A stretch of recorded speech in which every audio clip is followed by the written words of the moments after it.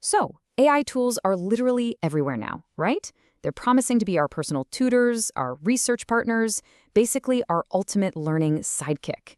But we've got to ask ourselves a really important question about all this. Okay, let's really get into this, because the answer is not as black and white as you might think. You see, there's a super fine line between using a tool to actually build up your brain and, just letting that tool do all the heavy lifting for you. And yeah, that right there is the core dilemma of AI in education. I mean, the promise is absolutely incredible, but so are the risks if we're not paying attention. Just think about it for a second. You have a tool in your pocket that can explain quantum physics to you at 3 in the morning. It can spit out an outline for your history paper, summarize a super dense article, or just give you the answer to that one homework problem you're stuck on. It's like having a universal expert on call 24/7.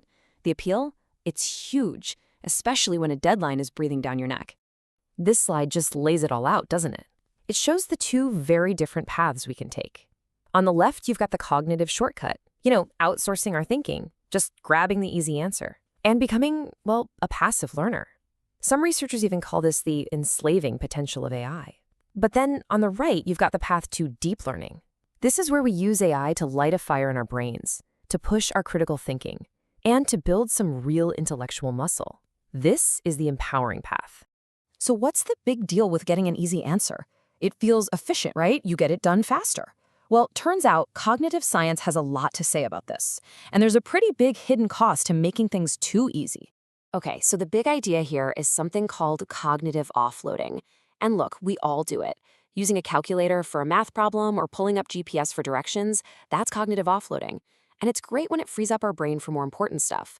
But the danger with AI is that we might start offloading the core thinking skills, things like analysis, reasoning, and problem solving. And when that happens, the muscle of our mind, well, it just doesn't get a workout. And listen, this isn't just some abstract theory. This is a direct quote from a student in a recent study. It's kind of chilling, actually. It's a firsthand look at what that over-reliance feels like from the inside. That feeling that your own ability to just wrestle with a problem is starting to fade away. And this is where our brains can really trick us. It leads to this cognitive trap that scientists call the illusion of fluency. Basically, when an AI gives us a super smooth, perfectly worded answer, our brain mistakes that ease for our own understanding. We feel like we've learned it because it didn't feel hard. But in reality, we haven't done any of the mental heavy lifting that actually makes knowledge stick. So here's the bottom line, and it's a little counterintuitive. Real, lasting learning is supposed to feel like a bit of a struggle. That mental friction, that effort you put in to recall a fact or connect two ideas, that's what forges strong pathways in your brain. Scientists have a great name for it: desirable difficulties. And that's the secret ingredient that AI, if we're not careful, threatens to take right out of the recipe. Okay, so that's the problem. But here is the really good news. The same science that explains why easy answers are a trap also gives us a clear, powerful, and proven solution. And honestly, it's been hiding in plain sight for over 100 years. What if I told you the whole way we think about learning is kind of backward? See, we tend to think that learning is all about putting information into our brains, reading, watching, listening. But what if the most powerful learning actually happens when we force our brains to pull information out? To really get how solid the science is on this, let's just look at the numbers. First up, 222. That is the number of individual, independent studies that were all combined into one giant meta-analysis, which is like the gold standard of scientific evidence on this very topic. And now look at this. Nearly 50,000. That's the total number of students whose learning was analyzed across all of those studies. We are not talking about some tiny little classroom experiment here. The scale of the evidence is just staggering. And just to be clear, this is not some hot new trend. As you can see from this chart, research on this has been building for a solid century, with an absolute explosion in just the last couple of decades. Scientists have been proving this over and over and over again. So what is it? It's called the testing effect. And put simply, it means the act of trying to remember something, like on a quiz or even just explaining it to yourself, is a way more powerful way to learn than just passively rereading your notes. Every single time you retrieve a memory, you make it stronger. Pulling it out is more important than just putting it in. All right, so knowing the science is one thing, but how do we actually use it? How can we learn better? especially now that we're living in a world overflowing with AI. So here's a simple 5-step routine you can start using like today.